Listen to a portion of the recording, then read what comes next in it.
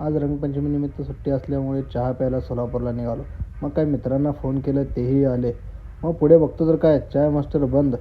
मग पुढे आपले तसेच चॉकलेट बॉय आणि लवर बॉय दोघेही आले. बघा कसं आहे स्माईल. मग काय पुढे तसंच निघालो आम्ही. मग पुढे बघता बघता डीमार्ट आले. डीमार्टच्या पुढे बघतो तर काय, ट्रॅफिक जाम. अरे बापरे. हे बघा आमचा चॉकलेट बॉय. कोणाशी बोलतोय काहीच कळत नाही राव यांचं. मग काय चला म्हटलं, हे आमचे लव गुरु. हा बघा आमचा चॉकलेट बॉय. मग काय पुढे बघता बघता रंगपंचमी जोरात चालू होती. तर चला म्हटलं तसंच पुढे. हे बघा आमचा सोलापूरचा हवाई अड्डा.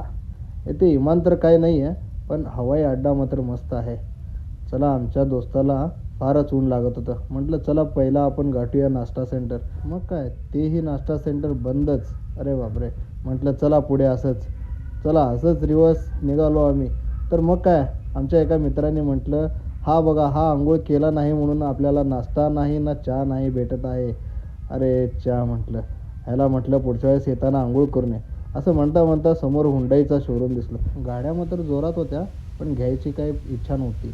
म्हटलं चला एकदाचा आपण नाश्ता सेंटरमध्ये पोचलो. हे बघा उन्हात फिरून फिरून सगळ्यांचे चेहरे कसे उतरलेले आहेत. म्हटलं एकदाचा नाश्ता आल्यानंतर सर्वात पहिला ताव मारणारा हा माणूस. आणि याला पहिला म्हणजे भजी पाहिजे आणि नंतर कांदा. सगळ्यात हटके कांदा स्पेशलिस्ट माणूस आहे हा. हे बघा गपचूप गपचूप कांदा खातो हा.